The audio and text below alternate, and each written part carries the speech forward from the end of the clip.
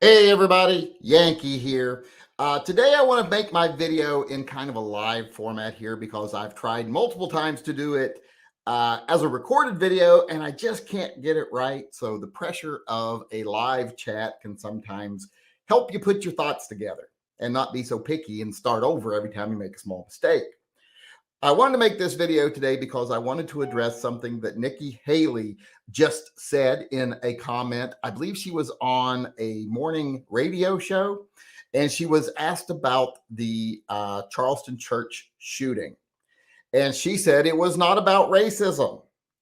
She said that the media stepped in and they wanted to make it about guns and racism, and it just wasn't.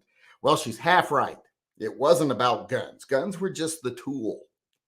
But racism was the motivation. I hate to break it to her. The shooting, the mass murder was about racism. Just happened to be a shooting because that was the tool that was used, a gun. If it had been a bomb, it would have still been the same motivation, racism. Now, I don't want to jump all over Nikki Haley too much because I know why she said what she said. Unfortunately, in this country, the politicians have divided us in such a way right now that it is so split down the middle by design to keep us fighting with each other instead of paying attention to what they're actually doing, that if they even alienate 1% of their audience, 1% of their electorate, they'll lose an election. They'll lose an entire election cycle. So she can't afford to offend that tiny little percentage of people on the right that are white supremacists and racists. If she admits it's a thing, well, then these people that are out there right now cloaking their own racism in reasons, like things they think justify why it isn't just racism, it's actually fact-based. If she admits it exists, that it is racism, she alienates that small number of people. And it's not different on the left. It's the same thing. Ask a politician on the left, even a reasonable one, is it transphobic to not want trans women who are actually physically men to compete in female sports? And they'll hem and haw and dance around the answer because they don't want to offend the tiny little percentage of people on the left that actually think that's something that should happen. So every one of the parties, both of the parties, we only have two, unfortunately, can't afford to alienate anybody in their party, any of the people they can count on. And that is very unfortunate. And it's very unfortunate that Nikki Haley has to play this game, but I understand why she has to play this game. But here's the thing.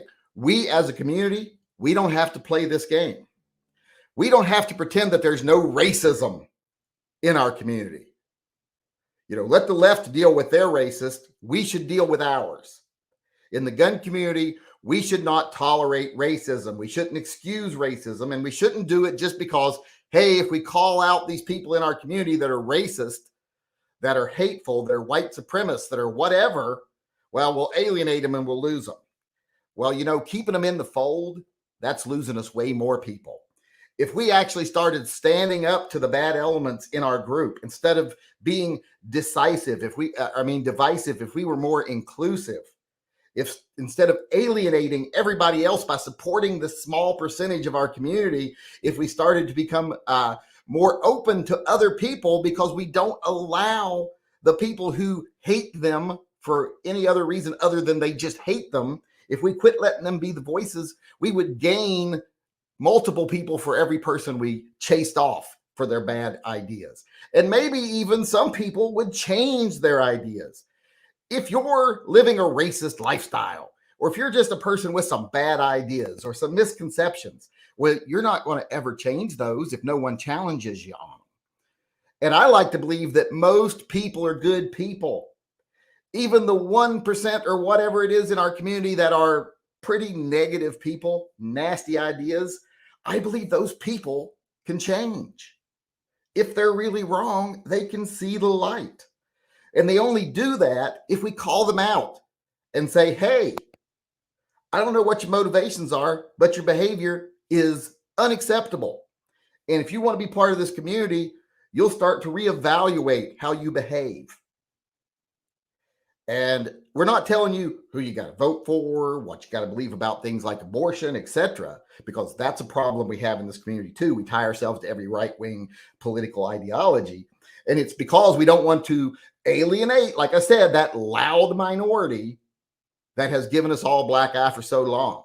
That was one of the things the NRA did. It was so bad. They turned the gun movement, the gun community, into a right-wing money-making machine, to where guns seem like it's a right-wing issue now. No one else should care.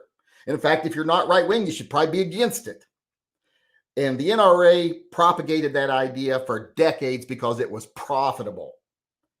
It was very profitable. It ensured their reason to exist, and it made the people who follow them so anxious to give money because they want to tear down that other side. So the NRA was one of the parents of this idea. But we as a community, we aren't bound, like I said, by those ideas that the politicians are bound by. Like if I make 1% mad, that my entire party could lose the entire election. We don't have to worry about that. We're not running for office. But we are trying to grow our numbers. And if you allow the festering, nasty people in the community to be the loudest voice in your community, you'll never grow. So when it comes to things like this shooting, there's no problem with saying, yeah, that particular asshole that did that is a racist. He said his motivation was black people are taking over this country. He was associated with white supremacist groups online. His own personal writings and postings were racist. He's a racist. And what he did was based on racism. Racism does exist. It's not the majority of people. It's a tiny minority. But sometimes a tiny minority, especially in a place where you have freedom of action, sometimes a tiny minority does terrible things. And denying that they were that minority doesn't change anything, doesn't help anybody. In fact, it just hurts us, because now everybody who might be in the middle, and in this country right now, there's more people in the middle than ever. The number of unregistered voters, unaffiliated voters is higher than it's ever been. And to sit and pretend like this isn't racism, that, oh, it's got nothing to do with it. You're lying. We don't have a problem with that. No one has. That's bullshit. And everyone that's in the middle can see that. And that doesn't make them want to be part of our community. It makes them ignore the things we say that are important, the things we say that are right, because we allow that festering bullshit to propagate in our community, or at least to exist. I don't think it's growing. I don't think the number of racists in the gun community is bigger every year. I think it's smaller. Every year it's smaller. But it's not getting small fast enough, as far as I'm concerned. Too many people tolerate them. Too many people have even said to me, oh, yeah, that guy in that video today said something racist, but if I say something, all of his viewers are going to jump on me. Or one of the viewers in the comment section said something racist, but if I say anything to him, everybody's going to jump on me. Well, the people that jump on you are part of that tiny little vocal minority. Fucking ignore them. Who cares what they think? Who cares what ignorant people say? Stand up for your community. Stand up for what's right, even if it's going to alienate someone. And if it ever turned out that we were the minority, the people who want to do right in the gun community, well, then we need to form our own community, because we don't want to be part of that. So to pretend, like I said, Nikki Haley, to say racism is not the motivation, it is. It was. And pretending it's not helping anybody. It's just, like I said, that is a symptom of the bigger problem we face in the gun community, where everyone is so afraid to alienate even the smallest of our numbers because we need every person. That is not helping us at all. That is keeping us from growing, allowing the fear mongers and the divisive assholes that are the voices of the gun community on the internet, and they're the majority of the voices on the internet. They're mostly assholes. They want to keep you afraid. They want to keep you angry. They want to keep you buying product, because who do you think's paying them? The gun industry. And what's good for the gun rights organizations and what's good for the gun community are different things. What's good for the gun industry and what's good for the gun community are different things. Because the gun rights groups want to keep you divided and angry, so you keep giving them money. And so there continues to be a fight so that they can exist and profit. And the gun manufacturers want to sell product, and they sell more product when you're angry and when you're scared. So we need to stop tolerating this in the gun community. We need to start being more inclusive. We need to say everyone's welcome. As long as you agree with us on the Second Amendment, I don't care what you agree with on other things. We don't have to be the same members of all the same groups. We just need to be the member of the same group here, the gun movement. As long as you're in this group, I don't care what other groups you're in. As long as you're not bringing that bullshit here and telling everyone that, hey, if you believe in gun rights, you also have to believe in anti-choice or anti-abortion or no gay rights or gay rights or anything like that. You don't have to believe anything else, as far as I'm concerned, as long as you don't bring that here to this community. We need more doormen in the gun community, more people that open the door and let anyone who wants to walk through, instead of having bouncers who think they have to keep out the wrong people. When you have people like Ben Shapiro, that little pissant, talking about, oh, it's a bad thing that trannies and stuff are buying guns. If that's how you feel, then you're not a supporter of the Second Amendment. We need to be more careful who we allow to be our spokespeople these days.